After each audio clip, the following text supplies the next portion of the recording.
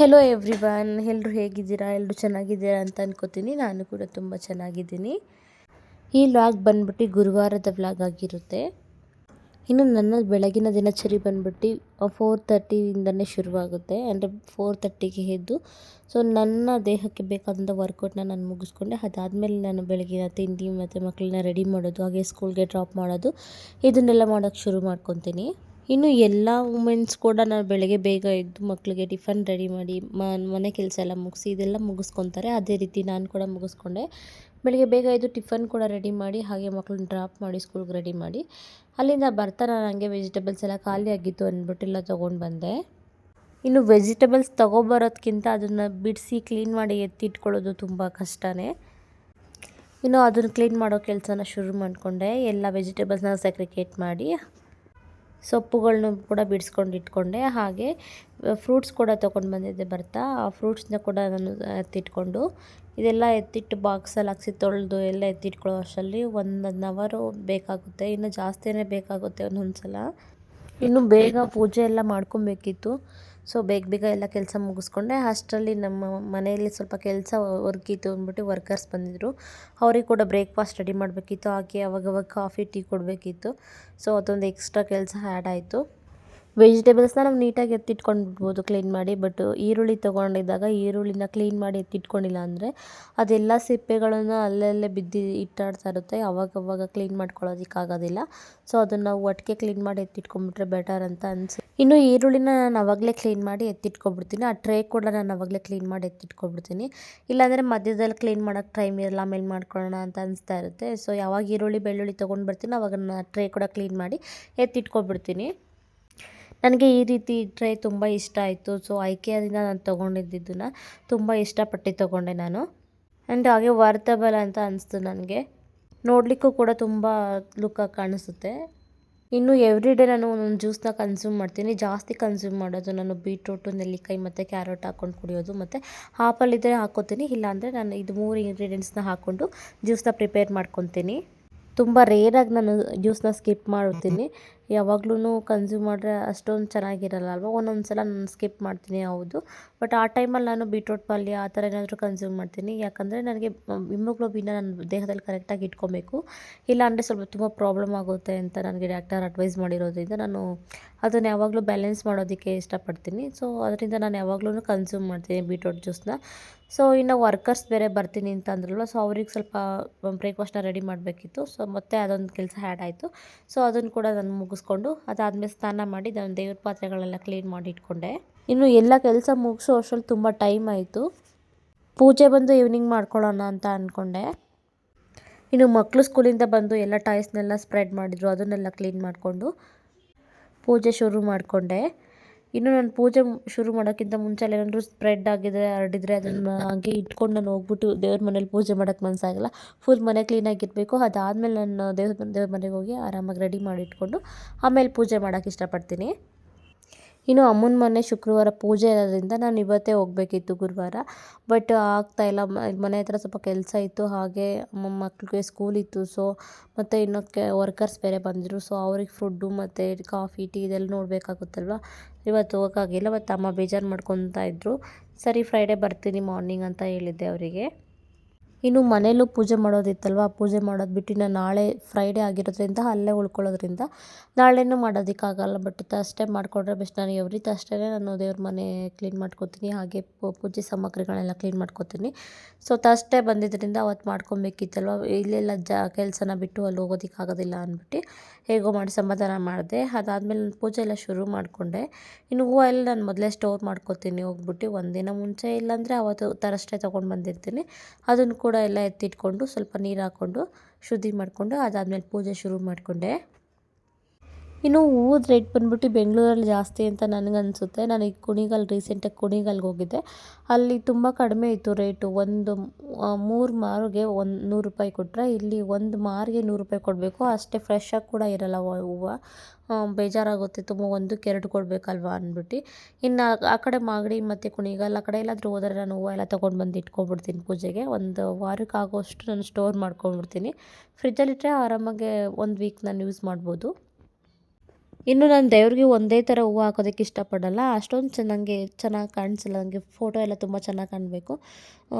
Colour ಆಗಿರುವಂಥ ಹೂವನ್ನ ನಾನು ಅವಾಗವಾಗ ಯೂಸ್ ಮಾಡಬೇಕು. ಒಂದೇ ರೀತಿಯಾಗಿರುವಂಥದ್ದು ವೀಕ್ಲಿ ಪೂರ್ತಿ ಒಂದೇ ಥರ ಇರುವಂಥ ಹೂವನ್ನ ನಾನು ಹಾಕೋದಕ್ಕೆ ಹೋಗಲ್ಲ. ಕಲರ್ ಆಗಿರುವಂಥ ಹೂವು ಏನಾದರೂ ಸಿಕ್ಕಿದ್ರೆ ನಾನು ಅದನ್ನು ತೊಗೊಂಡು ಬಂದು ನಾನು ಹಾಕ್ಕೊತೀನಿ ದೇವರಿಗೆ. ಇನ್ನು ದೇವ್ರಿಗೆ ಹೂವು ಆಗೋಕ್ಕಿಂತ ಮುಂಚೆ ಅದನ್ನು ಶುದ್ಧಿ ಮಾಡ್ಕೊಳ್ಳೋದು ತುಂಬ ಇಂಪಾರ್ಟೆಂಟು. ನೀರಲ್ಲೋ ಇಲ್ಲಾಂದರೆ ಗಂಜಲನೋ ಏನಾದರೂ ಒಂದು ಸ್ವಲ್ಪ ಆ ಹೂವದ ಮೇಲೆ ಚಿಮುಸ್ಬಿಟ್ಟು ಅದಾದಮೇಲೆ ನಾವು ದೇವ್ರಿಗೆ ಹಾಕುವಂಥ ಪದ್ಧತಿನ ಇಟ್ಕೊಂಡಿದ್ವಿ. ಮೇ ಬಿ ಎಲ್ಲರೂ ಮಾಡ್ತಾರೆ, ನಾನು ಕೂಡ ಹಾಗೆ ಅದನ್ನು ಕ್ಲೀನ್ ಮಾಡಿ ಎತ್ತಿಟ್ಕೊತೀನಿ. ಇನ್ನು ಗಾಯ್ಸ್, ನನ್ನ ವಾಯ್ಸ್ ಕ್ಲಾರಿಟಿಯಾಗಿ ಬರ್ತಿಲ್ಲ ಬಿಕಾಸ್ ನನಗೆ ಸ್ವಲ್ಪ ಹೆಲ್ತ್ ಇಶ್ಯೂಸ್ ಆಗಿದೆ. ಅಂದರೆ ಕೋಲ್ಡ್ ಮತ್ತು ಫೀವರ್ ಇರೋದ್ರಿಂದ ನನ್ನ ವಾಯ್ಸು ಸ್ವಲ್ಪ ಬೇರೆ ಥರ ಕೇಳಿಸ್ತಾ ಇದೆ. ಸೊ ಬೇಜಾರಾಗಬೇಡಿ. ಇನ್ನು ನನ್ನ ಮಂಡೇ ಬಂದ್ಬಿಟ್ಟು ಪೂಜೆನ ನಾನು ಮಾರ್ನಿಂಗಿಂದನೇ ಶುರು ಮಾಡ್ಕೋತೀನಿ. ಅಂದರೆ ಸ್ನಾನ ಎಲ್ಲ ಮುಗಿಸಿದ್ಮೇಲೆ ದೀಪ ಎಲ್ಲ ಹಚ್ಚಿ ಅಂಟಿಸ್ಕೊಂಡು ಅದಾದಮೇಲೆ ನಾನು ಪೂಜೆನ ಶುರು ಮಾಡ್ಕೊಬಿಡ್ತೀನಿ. ಬಟ್ ಹಂಗಾಗಿಲ್ಲ ಇವತ್ತು. ಅಂದರೆ ಈವ್ನಿಂಗ್ ಆಗೋಯಿತು. ತುಂಬ ಸಲ ಈವ್ನಿಂಗ್ ಮಾಡಿರೋದಿದ್ದೆ ಪೂಜೆನ. ನಾನು ತುಂಬ ಸಲ ಈವ್ನಿಂಗ್ ದೀಪ ಅಂಟಿಸ್ತೀನಿ ಬೆಳಗ್ಗೆ ಪೂಜೆ ಮಾಡಿದ್ರು. ಬಟ್ ಈವ್ನಿಂಗ್ ಏನಾದರೂ ಪೂಜೆ ಮಾಡೋದಿದ್ದರೆ ನಾನು 1 ಅವರ್ ಮುಂಚೆನೇ ಶುರು ಮಾಡ್ಕೊಂಡ್ಬಿಡ್ತೀನಿ. ಕ್ಲೀನಿಂಗು ಮತ್ತು ಹೂವು ಹಾಕೋದು ಇದೆಲ್ಲ ಟೈಮ್ ಹಿಡಿತದಲ್ವ, ಸ್ವಲ್ಪ ನಾನು ನಿಧಾನವಾಗಿ ಕೆಲಸ ಮಾಡೋದ್ರಿಂದ ಸೊ ಬೇಗನೆ ಶುರು ಮಾಡ್ಕೊಂಡ್ಬಿಡ್ತೀನಿ. ಮಕ್ಕಳು ಬೇರೆ ಟ್ಯೂಷನ್ಗೆ ಹೋಗಿದ್ದರಿಂದ ನನಗೆ ಸ್ವಲ್ಪ ಆರಾಮಾಗಿ ಅಂದರೆ ಕಾಮಾಗಿ ಮಾಡ್ಬೋದು ಪೂಜೆನ. ಇಲ್ಲಾಂದರೆ ಕಿಚ್ಚಾಡ್ಕೊಳ್ಳೋದು ಇರೋದಕ್ಕೆ ಆಗೋದಿಲ್ಲ. ಅವ್ರು ಬೇರೆ ಮಕ್ಕಳು ಕೋಪ ಬರೆಸ್ತಾ ಇರ್ತಾರೆ, ಗಲಾಟೆ ಮಾಡ್ತಾ ಇರ್ತಾರೆ. ಸೊ ನೆಮ್ಮದಿಯಾಗಿ ಪೂಜೆ ಮಾಡೋದಕ್ಕಾಗಲ್ಲ. ಅವ್ರು ಸ್ಕೂಲ್ಗೆ ಅಥವಾ ಇದಕ್ಕೆ ಹೋದರೆ ಟ್ಯೂಷನ್ಗೆ ಹೋದರೆ ಆರಾಮಾಗಿ ನಾನು ಪೂಜೆ ಮಾಡ್ಕೊಬೋದು. ಅವ್ರನ್ನ ಕಳಿಸ್ಬಿಟ್ಟೆ ನಾನು ಪೂಜೆ ಶುರು ಮಾಡಿಕೊಂಡೆ. ನೆಮ್ಮದಿಯಾಗಿ ಪೂಜೆ ಮಾಡಿ ಅದಾದಮೇಲೆ ನಾನು ನೈಟು ಡಿನ್ನರ್ ರೆಡಿ ಮಾಡೋದಿತ್ತು. ಬಟ್ ರೆಡಿ ಮಾಡೋದಕ್ಕೆ ಮೂಡೇ ಬರ್ತಿರಲಿಲ್ಲ, ಏನೋ ಗೊತ್ತಿಲ್ಲ. ತುಂಬ ಟಯರ್ಡ್ ಫೀಲ್ ಆಗ್ತಿತ್ತು ಬೆಳಗ್ಗೆಯಿಂದ ತುಂಬ ಕೆಲಸ ಇರೋದ್ರಿಂದ. ಸೊ ನಿಧಾನವಾಗಿ ಪೂಜೆ ಮಾಡಿಕೊಂಡು ನೆಮ್ಮದಿಯಾಗಿ ಕೂತ್ಕೊಂಡಿದ್ದೆ. ಅಷ್ಟರಲ್ಲಿ ಮಕ್ಕಳು ಕೂಡ ಬಂದರು. ಇನ್ನು ಇವತ್ತು ಸ್ನ್ಯಾಕ್ಸ್ ಕೂಡ ರೆಡಿ ಮಾಡಿಕೊಟ್ಟಿರಲಿಲ್ಲ ಅವ್ರಿಗೆ. ಸ್ವಲ್ಪ ಹೊಟ್ಟೆ ಹಶ್ವಾಗ್ತಿತ್ತು ಅಂತ ಹೇಳಿದ್ರು. ಸೊ ನಾನೇನು ರೆಡಿ ಮಾಡೋಕ್ಕೆ ಹೋಗಲಿಲ್ಲ. ಹಸ್ಬೆಂಡ್ ಬಂದ್ಬಿಟ್ಟು ಸ್ವಲ್ಪ ಪಾಪ್ಕಾರ್ನ್ ಇತ್ತು, ಅದನ್ನೇ ರೆಡಿ ಮಾಡಿಕೊಟ್ರು. ಇನ್ನು ಅಮ್ಮನ ಮನೇಲಿ ಒಂದು ಪುಟ್ಟದಾಗ ಒಂದು ಫಂಕ್ಷನ್ ಮಾಡ್ತಾಯಿದ್ರು. ಫಂಕ್ಷನ್ ಏನಂದರೆ ದೇವ್ರದ್ದು ಕಾರ್ಯ ಮಾಡ್ತಾಯಿದ್ರು. ಸೊ ಹೋಗಬೇಕಿತ್ತು. ಅಮ್ಮ ತುಂಬ ಬೇಜಾರು ಮಾಡ್ಕೊತಿದ್ರು, ಬೇಗ ಬರೋಲ್ಲ ನೀನು ಯಾವತ್ತೂ, ಲೇಟೇ ಬರ್ತೀಯ ಯಾವಾಗ್ಲೂ ಅಂತ. ಬಟ್ ನಾನು ಹೆಲ್ಪ್ ಮಾಡೋಣ ಹೋಗೋಣ ಅಂತ ಅಂದ್ಕೊಂಡ್ರೆ ಗುರುವಾರ ಫುಲ್ ಬ್ಯುಸಿ ಆಗಿದ್ದರಿಂದ ನಾನು ಒಂದು ಹಿಂದಿನ ದಿನವೇ ಹೋಗೋದಕ್ಕಾಗಲಿಲ್ಲ. ಇನ್ನು ನಮ್ಮ ಅಮ್ಮನ ಮನೇಲಿ ಅವಾಗವಾಗ ದೇವ್ರ ಪೂಜೆ ಅದು ಇದು ಆಗ್ತಾ ಇರುತ್ತೆ. ಸೊ ಅವಾಗವಾಗ ನಮ್ಮಮ್ಮ ಪೂಜೆ ಮಾಡಿಸ್ತಾ ಇರ್ತಾರೆ ಅದು ಇದು ಅಂತ. ಅಪ್ಪನಿಗೆ ಒಳ್ಳೇದಾಗಲಿ, ನಮಗೆ ಒಳ್ಳೇದಾಗಲಿ, ಅವ್ರಿಗೆ ಇವ್ರಿಗೆ ಅಂತ. ಅಮ್ಮ ಅಂದರೆ ಅಲ್ವಾ ಸ್ಯಾಕ್ರಿಫೈಸ್ ಜಾಸ್ತಿ ಇರುತ್ತೆ. ನಮ್ಮಮ್ಮನೂ ಕೂಡ ಒಂದು ಚಿಕ್ಕ ಪುಟ್ಟ ಫಂಕ್ಷನ್ ಆದ್ರೂ ನಮ್ಮಮ್ಮ ತುಂಬ ಅಂದರೆ ತುಂಬ ಮನಸ್ಫೂರ್ತಿಯಾಗಿ ಮಾಡ್ತಾರೆ. ಹಾಗೆ ಎಂಜಾಯ್ ಮಾಡ್ತಾರೆ. ತುಂಬ ಖುಷಿಯಿಂದ ಮಾಡೋಕ್ಕೆ ಇಷ್ಟಪಡ್ತಾರೆ. ನಾವು ಕೂಡ ಹಾಗೆಯೇ ಚಿಕ್ಕ ಫಂಕ್ಷನ್ ಆದರೂ ಚಿಕ್ಕ ಪೂಜೆ ಆದ್ರೂ ನಾನು ಅದನ್ನು ಎಂಜಾಯ್ ಮಾಡ್ತೀನಿ. ಇನ್ನು ಇದು ನೆಕ್ಸ್ಟ್ ಡೇ ವ್ಲಾಗು, ಅಂದರೆ ಶುಕ್ರವಾರದ ವ್ಲಾಗ್ ಆಗಿದೆ. ನಾನು ಶುಕ್ರವಾರ ಎಲ್ಲ ಮಕ್ಕಳನ್ನ ಸ್ಕೂಲಿಗೆ ಕಳಿಸಿ ನಾನು ಬೇಗ ಸ್ನಾನ ಮುಗಿಸಿ ರೆಡಿ ಆಗ್ತಾಯಿದ್ದೀನಿ. ಇನ್ನು ಸ್ವಲ್ಪ ವೆದರ್ ಕೂಲಾಗಿತ್ತು, ಅಷ್ಟು ಬಿಸಿಲೇನು ಬಂದಿಲ್ದಲೇ ಇರೋದ್ರಿಂದ. ಸೊ ವೆಟ್ಟಾಗಿರೋ ಏರಲ್ಲಿ ನಾನು ಹಾಗೆ ಹೋದರೆ ತುಂಬ ಶೀತ ಆಗುತ್ತೆ ಅಂದ್ಬಿಟ್ಟು ಕೂದಲೆಲ್ಲ ಒಣಗಿಸ್ಕೊತಾ ಇದ್ದೀನಿ. ಇನ್ನು ಮಕ್ಕಳು ಬರೋ ಅಷ್ಟೆಲ್ಲ ನಾನು ಬಟ್ಟೆ ಎಲ್ಲ ಪ್ಯಾಕ್ ಮಾಡೋದಿತ್ತು, ಅದನ್ನು ಕೂಡ ಎಲ್ಲ ಪ್ಯಾಕ್ ಮಾಡ್ಕೊತಾ ಇದ್ದೀನಿ. ಇನ್ನು ಅಮ್ಮನ ಮನೆ ನನಗೆ ತುಂಬ ಹತ್ರದಲ್ಲೇ, ಒಂದು 3 ಕಿಲೋಮೀಟರ್ 5 ಕಿಲೋಮೀಟರ್ ಒಳಗಡೆನೇ ಇರೋದು. ಬಟ್ ಆದ್ರೂ ನನಗೆ ಏನೇನು ಬೇಕೋ ಆ ಥಿಂಗ್ಸ್ನ ನಾನು ಮರೆತುಬಿಟ್ಟು ಹೋಗಲ್ಲ, ಎಲ್ಲ ಪ್ಯಾಕ್ ಮಾಡ್ಕೊಂಡೇ ಹೋಗ್ತೀನಿ. ನನಗೆ ಒಂದು ವಸ್ತು ಇಲ್ಲ ಅಂದ್ರೂ ಒಂಥರ ನನಗೆ ಇದಾಗ್ತಾ ಇರುತ್ತೆ. ಮತ್ತು ಮಕ್ಳಿಗೂ ಅಷ್ಟೇ ಅವ್ರಿಗೇನು ವಸ್ತುಗಳು ಬೇಕು ಮತ್ತು ಅವ್ರಿಗೇನೇನು ಬೇಕು ಅಂತ ನಾನು ಮೊದಲೇ ಪ್ಯಾಕ್ ಮಾಡ್ಕೊಂಡು ಹೋಗಿರ್ತೀನಿ. ಮತ್ತು ಪದೇ ಇಲ್ಲಿಗೆ ಬರೋದಕ್ಕಾಗಲ್ಲ ಅಲ್ವಾ, ಇಲ್ಲಿ ಒಂದು ದಿನಕ್ಕೆ ಅಂತ ಹೋಗಿರೋದೇ ಹೆಚ್ಚು. ಸೊ ಅಲ್ಲಿಂದ ಮತ್ತೆ ಇಲ್ಲಿ ಬಂದು ತೊಗೊಂಡೋಗೋದು ಟೈಮ್ ಎಲ್ಲ ವೇಸ್ಟ್ ಅಂತ ಅನಿಸುತ್ತೆ. ಸೊ ಅದಕ್ಕೆ ನಾನು ಎಲ್ಲ ಒಟ್ಟಿಗೆ ಪ್ಯಾಕ್ ಮಾಡಿ ಎತ್ಕೊಂಡು ಹೋಗ್ಬಿಡ್ತೀನಿ ಒಂದು 2 ಡೇಸ್ಗಾಗೋವರೆಗೂ.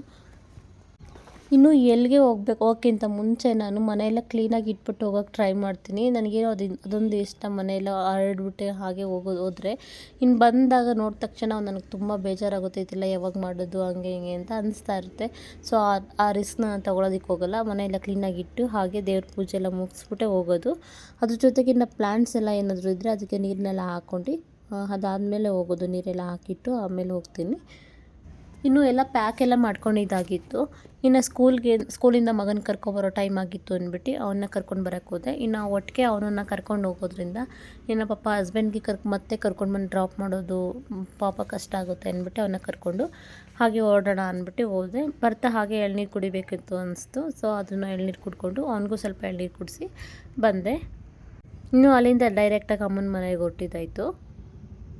ಇನ್ನು ನಮ್ಮಮ್ಮ ತುಂಬ ಗಡಿಬಿಡಿಲಿ ಕೆಲಸ ಮಾಡ್ಕೊತಿದ್ರು. ಹಾಗೆ ರಿಲೇಟಿವ್ಸ್ ಕೂಡ ಬಂದಿದ್ದರು. ಸೊ ಅವ್ರು ಕೂಡ ಹೆಲ್ಪ್ ಮಾಡ್ತಾಯಿದ್ರು. ಇನ್ನು ನಾನು ಯಾವಾಗೇ ಹೋದ್ರೂ ನಮ್ಮಮ್ಮ ಈ ಕೆಲಸ ಅವಳ ಕೈಲಿ ಮಾಡಿಸ್ಬೇಕು ಅಂತ ಡಿಸೈಡ್ ಮಾಡ್ಕೊಂಬಿಟ್ಟಿರ್ತಾರೆ. ಆ ಕೆಲಸನ ನಾನು ಮಾಡಬೇಕಾಗಿರುತ್ತೆ. ಅದನ್ನ ಹಾಗೆ ಖಾಲಿ ಬಿಟ್ಟು ಬೇರೆ ಕೆಲಸ ಮಾಡ್ಕೊತಾ ಇರ್ತಾರೆ. ಸೊ ಪೂಜೆ ಕೆಲಸ ನನಗೆ ಬಿಟ್ಟಿದ್ರು.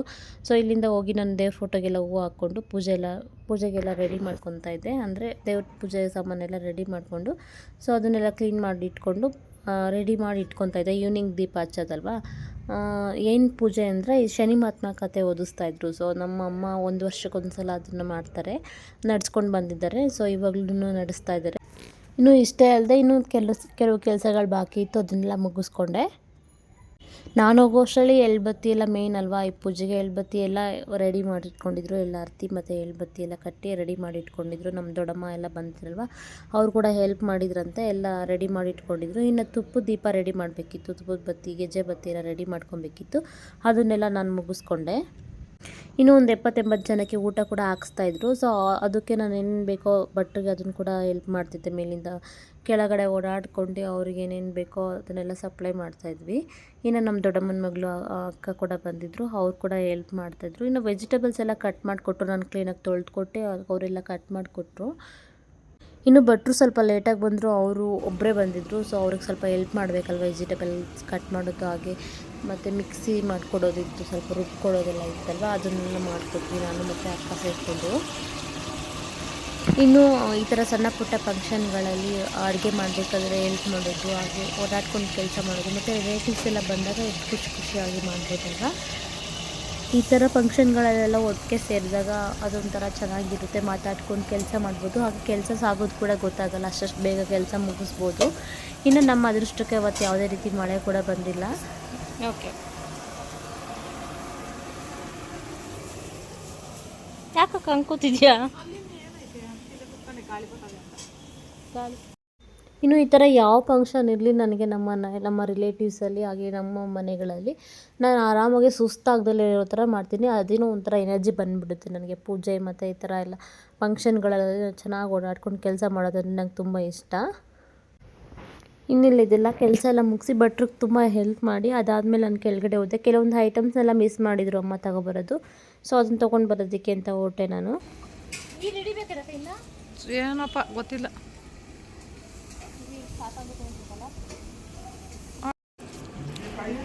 ನುಗ್ಗೆಕಾಯಿ ಸೋಸ್ಕೊಡ್ತು ನಮ್ಮಪ್ಪ ಜಾಸ್ತಿ ಕೆಲಸ ಮಾಡೈತವ. ಕಾಯಿ ತುರ್ಕೊಟ್ಟೈತೆ, ಆಮೇಲೆ ನುಗ್ಗೆಕಾಯಿ ಸೋಸ್ಕೊಟ್ಟೈತೆ, ಮೆಣಸಿನ್ಕಾಯಿ ಸೋಸ್ಕೊಟ್ಟೈತೆ.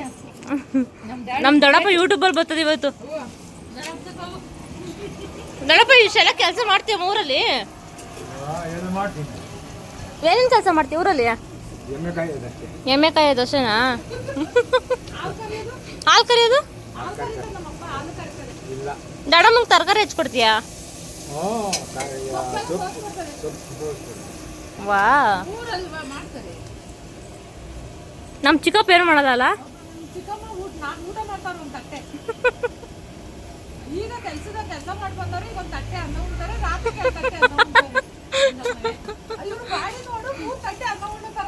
ನೋಡಿ ಇವ್ರಿಬ್ರು ಅಮ್ಮ ಮಗ್ಳು ತರ ಅವ್ರ.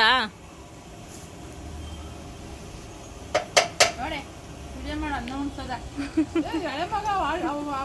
ಕೈಯೆಲ್ಲ ಅದು ಇಷ್ಟಿಷ್ಟು ದಿವಸ ಹಿಂಗೆ ಬಾಯಿ ಎಲ್ಲ ಮಗು ಮಲ್ಕೋಬೇಕು.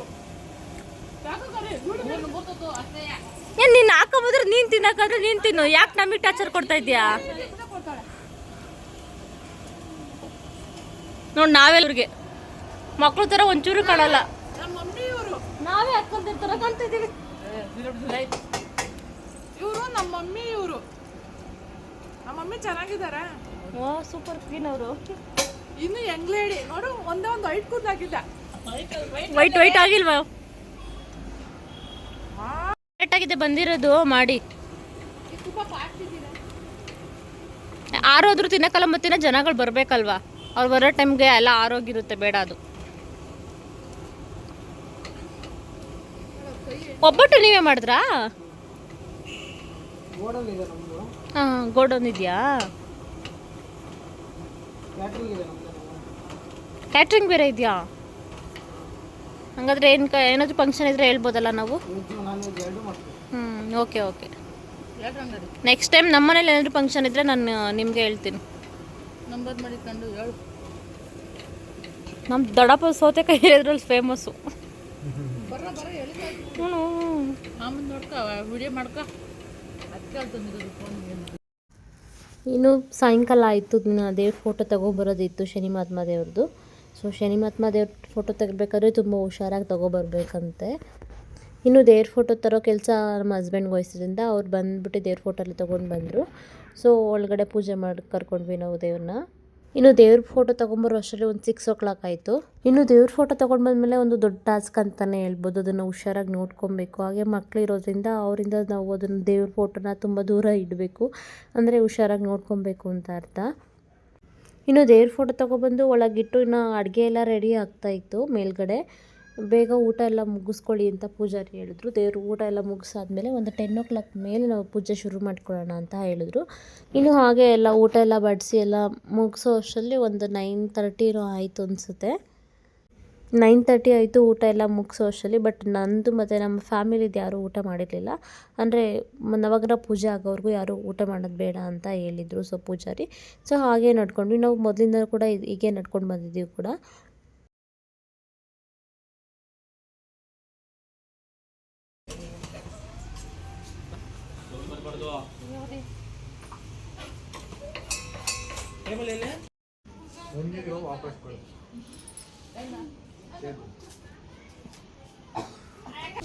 ಬೇಡ ನೀನು ₹1,00,000 ಅದು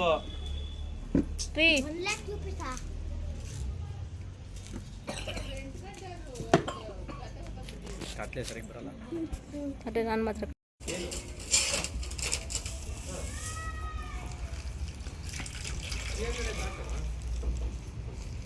ಏನು ಮಾಡ್ತಾರ ಅಕ್ಕ? ಅದು ರಸಂ. ಹಾಂ, ರಸಂ ಇಲ್ದಿದ್ದು ಮಕ್ಕಳು ತಿನ್ನೋದು ಬಂತಲ್ಲವ, ಹೌದಾ? ಅದಕ್ಕೆ ಮಾಡಿ. ಯಾರು ಹೇಳಿದಾರಂತ? ನಾನೇ ಹೇಳಿದೆ, ಮಕ್ಕಳು ರಸಂ ಇಲ್ದಲ್ಲಿ ತಿನ್ನಲ್ಲ ಅಂತ ಮಾಡಿ. ಝೂಮ್ ಮಾಡ್ತಾ ಇದ್ದೀನಿ. ಆ ಥರ ಈ ಥರ ಇಟ್ಬಿಡಿ ಫೋನ್ ಹತ್ರ ಬಂದು. ಮೊಸರು ಬಜ್ಜಿ ಇದು, ಪಲ್ಯ, ವೈಟ್ ರೈಸ್, ತಡಿಯೇ ತೆಗಿಯೇ.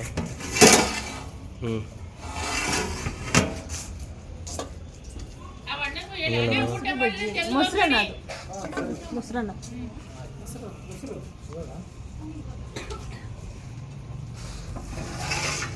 ಇದು ಸಾಂಬಾರಲ್ಲ,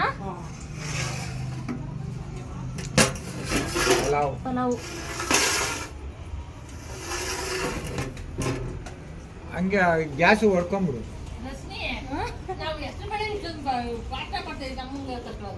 ಬನ್ರಿ ತೆಗ್ಬಿಡಿ, ಎಣ್ಣೆ ಐತೆ ಹುಷಾರಾಗಿ ಇಟ್ಕೊಬಿಡಿ.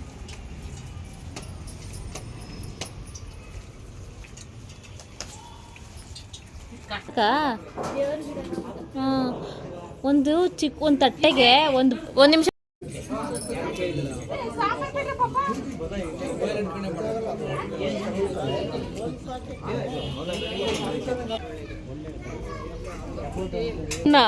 ಫಂಕ್ಷನ್ ಅಂದರೆ ಸ್ವಲ್ಪ ಎಂಜಾಯ್ ಮಾಡೋದು ಇರುತ್ತಲ್ವ, ಅಂದರೆ ಸ್ವಲ್ಪ ತರಲೆ ಮಾತಾಡಿಕೊಂಡು ಹಾಗೆ ಡಿಸ್ಕಷನ್ ಮಾಡೋದು ಇರುತ್ತಲ್ವ.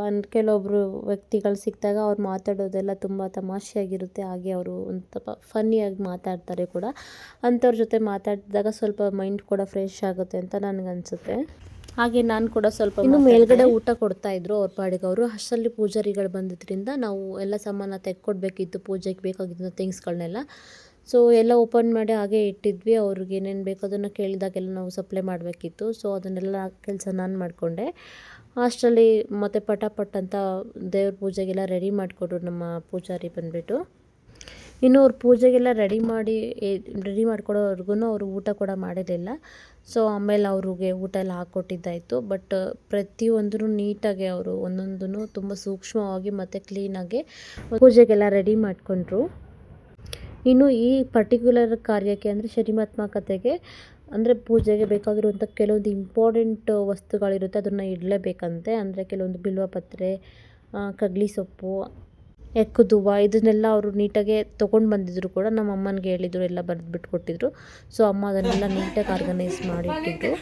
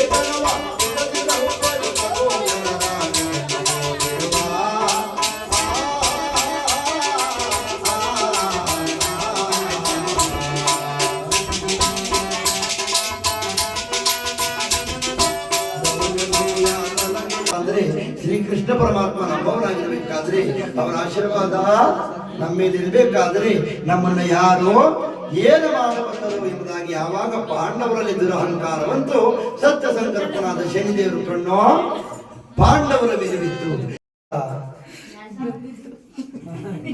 2000 ಕೊಡ್ರಿ ಬೆಳಗ್ಗೆ ನಿಮ್ಮೂರಿಗೆ.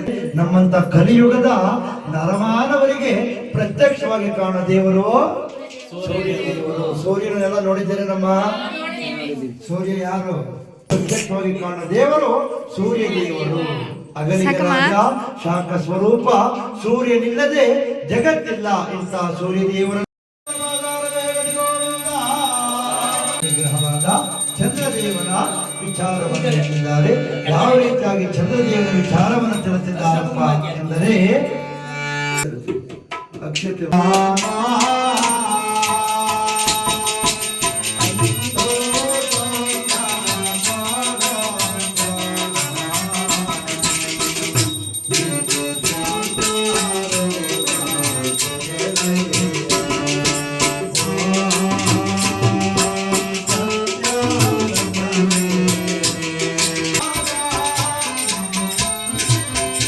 ಇನ್ನು ಪೂಜೆ ಎಲ್ಲ ಏನೋ ಮುಗೀತು. ಬೆಳಗ್ಗೆವರೆಗೂ ಅಧಿಕತೆ ಆಗಿರೋದ್ರಿಂದ ಬೆಳಗ್ಗೆವರೆಗೂ ಪೂಜೆ ಮಾಡ್ತಾರೆ. ಹಾಗೆ ಎಲ್ಲರೂ ಕೂಡ ಎದ್ದಿರಬೇಕು. ನಾನು ಕೂಡ ಹಾಗೆ ಎದ್ದೇ ಇದೆ ಅಲ್ವಾ. ಎಲ್ಲರೂ ಮನೇಲಿ ಎಲ್ಲರೂ ನಿದ್ದೆಗೆಟ್ಟಿದ್ರು. ಇನ್ನು ದೇವ್ರ ಫೋಟೋ ಇಟ್ಕೊಂಡು ನಿದ್ದೆ ಮಾಡೋಂಗಿಲ್ಲ ಅಲ್ವಾ. ಎದ್ದು ಬೇಗ ಎಲ್ಲ ಕೆಲಸ ಮುಗಿಸ್ಕೊಳ್ಳೋಣ ಅಂದ್ಕೊಂಡು ಮುಗಿಸ್ಕೊಳಕ್ಕೆ ಸ್ಟಾರ್ಟ್ ಮಾಡಿದ್ವಿ ಎಲ್ಲರೂ ಸೇರಿಕೊಂಡು. ತುಂಬ ಕೆಲಸ ಇತ್ತು. ಹಾಗೆ ದೇವ್ರ ಫೋಟೋನ ಕಳಿಸ್ಬಿಟ್ಟು ಬಂದ್ವಿ ನಾನು ಮತ್ತು ಹಸ್ಬೆಂಡ್ ಹೋಗ್ಬಿಟ್ಟು. ಇನ್ನು ಅದಾದಮೇಲೆ ಎಲ್ಲ ಹರಡಿರೋದೆಲ್ಲ ಕ್ಲೀನ್ ಮಾಡೋದಿತ್ತು. ಹಾಗೆ ಪಾತ್ರೆಗಳನ್ನೆಲ್ಲ ತೊಳೆಯೋದಿತ್ತು.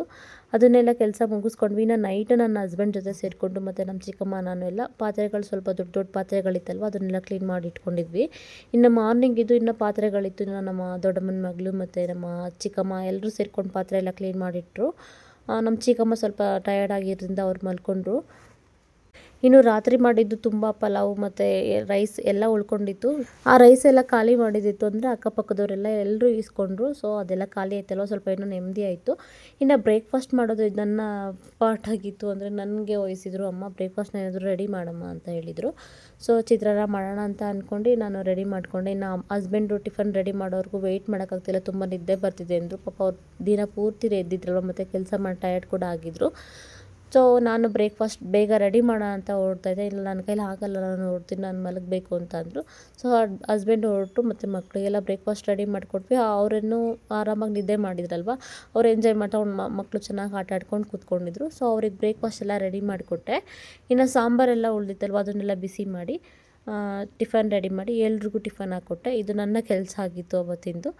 ಇನ್ನು ತುಂಬ ಕೆಲಸ ಇತ್ತು. ಮನೆ ಕ್ಲೀನಿಂಗೆಲ್ಲ ಬೇಗ ಬೇಗ ಟಿಫನ್ ರೆಡಿ ಮಾಡ್ಕೊಂಡು ಮಕ್ಕಳಿಗೆಲ್ಲ ಕೊಟ್ಬಿಟ್ಟು ಮತ್ತು ಎಲ್ರಿಗೂ ಟಿಫನ್ ಮಾಡಿಕೊಡೋಣ ಅಂದ್ಬಿಟ್ಟು ಮೇಲೆ ಬಂದಿದ್ದು ನಾನು.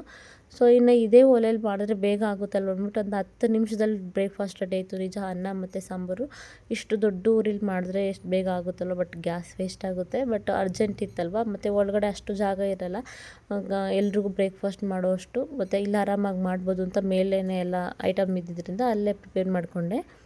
ಇನ್ನು ಸಾಂಬಾರೆಲ್ಲ ತುಂಬ ಚೆನ್ನಾಗಿತ್ತು, ಊಟ ಎಲ್ಲ ತುಂಬ ಚೆನ್ನಾಗಿತ್ತು ಅಂತಾಯಿದ್ರು. ಬಟ್ ನಾವು ಊಟ ಮಾಡಿದ್ದು ಆ್ಯಕ್ಚುಲಿ ನಾನು ತುಂಬ ಲೇಟಾಗಿ ನವಗ್ರಹ ಪೂಜೆ ಆಗಿ ಒಂದು 2 o'clock ಅನಿಸಿದೆ ನಾನು ಊಟ ಮಾಡಿದ್ದು. ಸ್ವಲ್ಪ ತಿಂದು ಸುಮ್ಮನೆ ಟೇಸ್ಟ್ ಮಾಡಿದ್ದಷ್ಟೇ. ಇನ್ನು ಮಾರ್ನಿಂಗ್ ನನಗೆ ತಿನ್ನೋದಕ್ಕೆ ಮೂಡೇ ಇರಲಿಲ್ಲ, ನಿದ್ದೆ ಬರ್ತಾಯಿತ್ತು. ಬಟ್ ಕೆಲಸನೂ ಮುಗಿಸ್ಬೇಕಲ್ವಾ, ಎಲ್ಲ ಕೆಲಸ ಮುಗಿಸ್ಬಿಟ್ಟು ಅಮ್ಮನಿಗೆ ಸ್ವಲ್ಪ ಹೆಲ್ಪ್ ಆಗುತ್ತೆ. ಇಲ್ಲಾಂದರೆ ಎಲ್ಲ ಕೆಲಸ ಹಾಗಾಗೆ ಬಿಟ್ಟು ಹೋದರೆ ಅವ್ರಿಗೂ ಬೇಜಾರಾಗುತ್ತೆ. ಪಾಪ ಅವ್ರಿಗೆ ಎಲ್ಲಿ ಕೆಲಸ ಮಾಡ್ಕೊಳಕ್ಕಾಗುತ್ತೆ. ಇನ್ನು ಹೋಗೋಣ ಅಂತ ನಾನು ಅಂದ್ಕೊಂಡಿದ್ದೆ. ಇವತ್ತಿನ ದಿನ ನಾನು ಇಲ್ಲೇ ಉಳ್ಕೋಬೇಕು ಅಂತ ಅಮ್ಮ ಫೋರ್ಸ್ ಮಾಡಿದ್ರು. ಸೊ ಸ್ಯಾಟರ್ಡೇನೂ ಉಳ್ಕೊಂಡು ಸಂಡೇ ಬಂದೆ ನನ್ನ ಮನೆಗೆ. ಇನ್ನು ಎಲ್ಲರೂ ಬ್ರೇಕ್ಫಾಸ್ಟ್ ಮುಗಿಸಿ ಎಲ್ಲರೂ ಅವ್ರವ್ರ ಮನೆಗೆ ಹೊರಟರು ರಿಲೇಟಿವ್ಸ್ ಎಲ್ಲ. ಹಾಗೆ ನಮ್ಮ ಚಿಕ್ಕಮ್ಮ ನಮ್ಮ ಸಿಸ್ಟರ್ ಕೂಡ ಬಂದಿದ್ದರಿಂದ ಊರಿಂದ, ಅವ್ರನ್ನ ಕೂಡ ಕರ್ಕೊಂಡೋದ್ರು ನಮ್ಮ ಚಿಕ್ಕಮ್ಮ. ಸೊ ಕೆಲಸ ಎಲ್ಲ ಮುಗಿಸ್ಬಿಟ್ಟು ಆರಾಮಾಗಿ ಒಂದು 2 ಅವರ್ ಮಲ್ಕೊಂಡಿದ್ವಿ. ಇನ್ನು ಮಕ್ಕಳು ನಿದ್ದೆ ಮಾಡಿದ್ರಿಂದ ಮಾರ್ನಿಂಗ್ ನಮ್ಗೆ ನಿದ್ದೆ ಮಾಡೋಕ್ಕೆ ಬಿಡ್ತಾರಿಲ್ಲ. ಫ್ರಿಜ್ ಓಪನ್ ಮಾಡೋದು, ಕಿರ್ಚೋದು ಈ ಥರ ಗಲಾಟೆ ಮಾಡ್ತಾಯಿದ್ರು. ಸೊ ಇಟ್ಸ್ ಓಕೆ, ಅದರಲ್ಲೂ ಕೂಡ ಸ್ವಲ್ಪ ನಿದ್ದೆ ಮಾಡಿ ಎದ್ವಿ. ಅಷ್ಟೊಂದು ಫ್ರೆಶ್ ಅಂತ ಏನು ಅನಿಸ್ಲಿಲ್ಲ. ಬಟ್ ಈವ್ನಿಂಗ್ ಆಗಿದ್ದರಿಂದ ಮಲ್ಗೋಂಗಿಲ್ಲ ಅಂತ ಅಮ್ಮ ಹೇಳ್ತಾರಲ್ವ. ಸೊ ಎದ್ಬಿಟ್ವಿ ನಾವು ಎಲ್ಲರೂ. ಇನ್ನು ಅಮ್ಮನ ಮನೆ ದೇವ್ರ ಕಾರ್ಯ ಎಲ್ಲ ತುಂಬ ಚೆನ್ನಾಗಾಯಿತು, ಖುಷಿ ಆಯಿತು. ಇದಾಗಿತ್ತು ನನ್ನ ಇವತ್ತಿನ ವ್ಲಾಗು. ಎಲ್ರಿಗೂ ಯಾರ್ಯಾರಿಗೂ ಇಷ್ಟ ಆಗಿದೆ ಪ್ಲೀಸ್ ಒಂದು ಲೈಕ್ ಮಾಡಿ, ಹಾಗೆ ಕಮೆಂಟ್ ಮಾಡಿ. ಇನ್ನು ಯಾರೆಲ್ಲ ಸಬ್ಸ್ಕ್ರೈಬ್ ಮಾಡ್ದೆಲ್ಲ ವಾಚ್ ಮಾಡ್ತಿದ್ದೀರಾ ಪ್ಲೀಸ್ ನನ್ನ ಚಾನಲ್ನ ಸಬ್ಸ್ಕ್ರೈಬ್ ಮಾಡಿ ಅಂತ ಕೇಳ್ತಾ ಇವತ್ತಿನ ವ್ಲಾಗ್ ನಾನು ಇಲ್ಲಿಗೆ ಹೆಣ್ಣು ಮಾಡ್ತಾಯಿದ್ದೀನಿ. Thank you for watching guys. For more videos. ಇನ್ನಷ್ಟು ವೀಡಿಯೋಗೋಸ್ಕರ ನೀವು ನನ್ನ ಫಾಲೋ ಮಾಡಬೇಕು ಇನ್ಸ್ಟಾಗ್ರಾಮಲ್ಲಿ, ಹಾಗೆ ನನ್ನ ಯೂಟ್ಯೂಬಲ್ಲಿ ಕೂಡ ಸಬ್ಸ್ಕ್ರೈಬ್ ಮಾಡಬೇಕು ಅಂತ ಕೇಳ್ಕೊತೀನಿ. Thank you for watching guys.